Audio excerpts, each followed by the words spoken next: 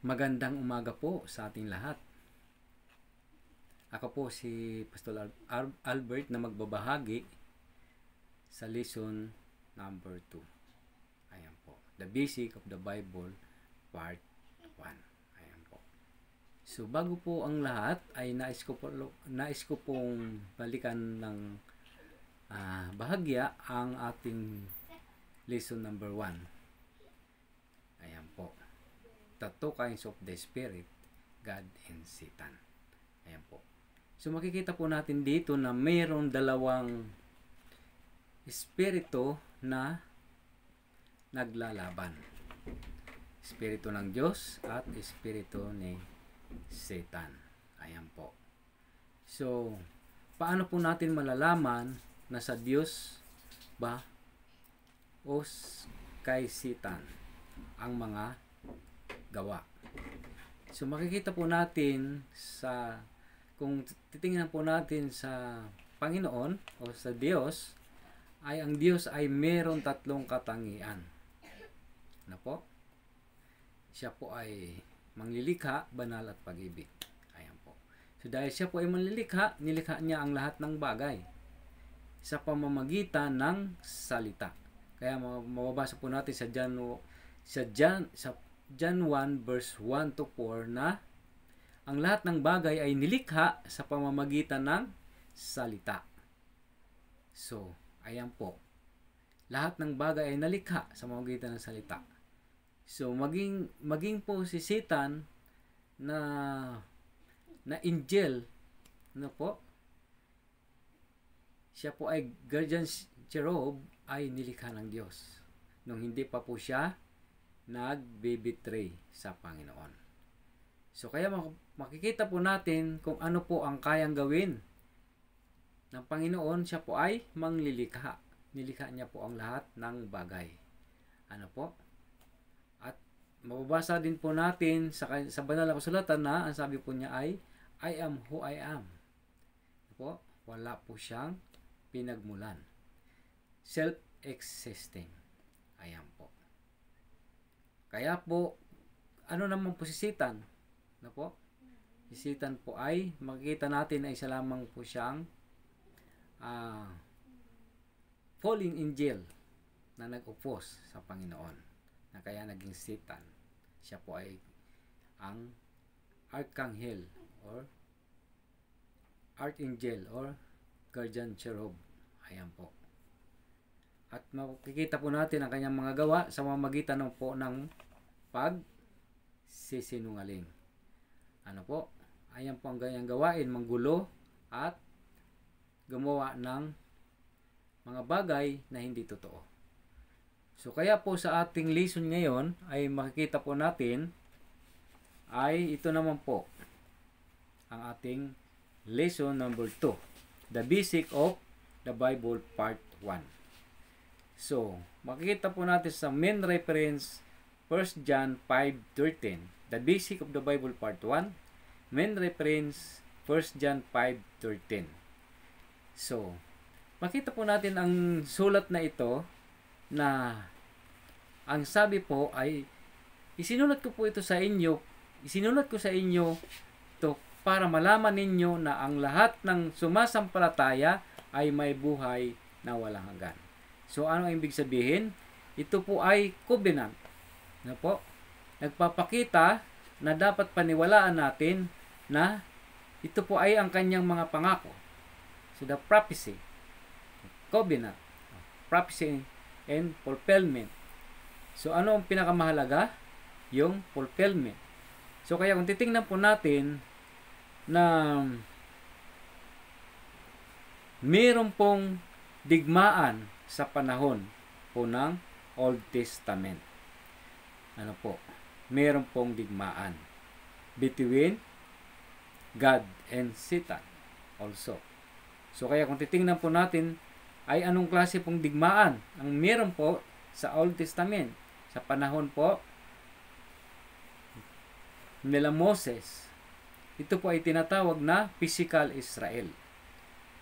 Ano po? Kaya nga po mababasa po natin sa Exodus 19 verse 5 to 6, if you fully obey and keep the covenant, treasure, position, kingdom of priest, and holy nation. Ayan po. So makikita po natin dito na mayroong digmaan sa kanilang panahon. Kaya nga po, kung babasahin po natin yung kasaysayan po ng Old Testament, ay marami pong namamatay sa pamamagitan ng physical na digmaan. So ayan po. So tingnan po natin, naniwala po ba sila sa mga pangako ng Diyos o prophecy? Yes, naniwala po sila. Subalit, ang hindi po nila napaniwalaan ay ang katuparan ng mga pangako ng Panginoon. Kaya kung titingnan po natin, 2,000 years ago ay dumating ang Panginoon. In the time of end times, or yung pagtatapos po ng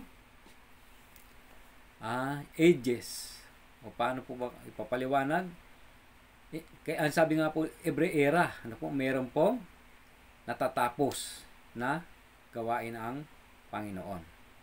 So, dumating ang Panginoon po 2,000 years ago at tinupad po ang kanyang mga pangako. So, subalit hindi po ito pinaniniwalaan ng mga Israelita. Hindi po siya pinaniwalaan. Kaya nga po, makikita po natin na sa content ay si Moses ay siya po ang nanguna sa gawain. At makikita po natin dito na darating ang Mesaya na po. Subalit, sila po ay naniwala sa panahon ng katuparan ng mga pangako 2,000 years ago? Hindi po. Sino lang po ang naniniwala? Ang mga disciple lamang po. So kung titingnan din po natin sa New Testament, ay meron din pong subject. Ano po na subject ito? Ito pa ay tinatawag na spiritual Israel or Christians. Dito na po yan, tagasunod ni Kristo. At meron din po ditong digmaan na tinutukoy. Ano po? Anong klaseng digmaan? Ito po ay spiritual Israel.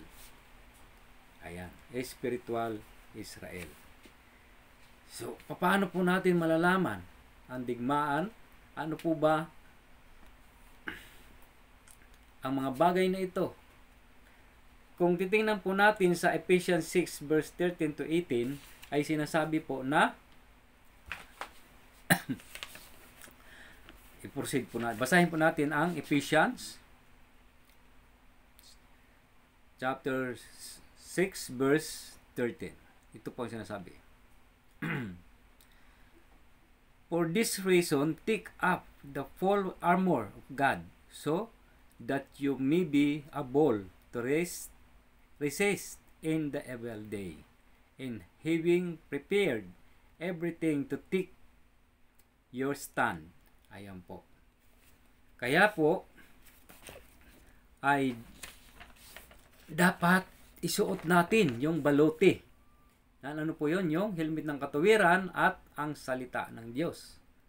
Ayan. Kaya makikita po natin na ang labanan ngayon ay spiritual Israel. Ayan po. Kaya nga ang sabi po sa John 1 verse 11 to 13, those who are received Jesus to become a children of God. So sa pamamagitan po ng pagtanggap natin sa Panginoong Jesucristo ay tayo po ay mapapabilang sa kaharian ng Diyos. Ayan po. Kung ating maunawaan at mapaniniwalaan ang mga pangako at katuparan sa panahon po ng New Testament. Ano po ito? Ang Revelation. Ayan po.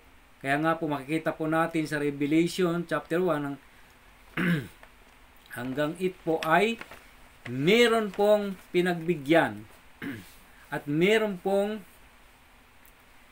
yung tinatawag po na New John na siya pong magte-testify at ating marireceive at ang mga salitang ito na dapat natin maunawaan ang mga katuparang ito.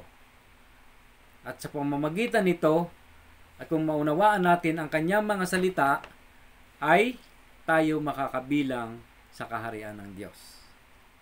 Ayan po. Kaya po sa gabing ito, sa ating pagtatalakay sa konting panahon, nawa po ay meron po tayong natutunan sa maikling pagtatalakay na ito. Maraming salamat po. Muli po na ako'y magbabahagi ng mga salita. God bless po sa lahat ng mga mananampalataya. Good morning again. Ayan.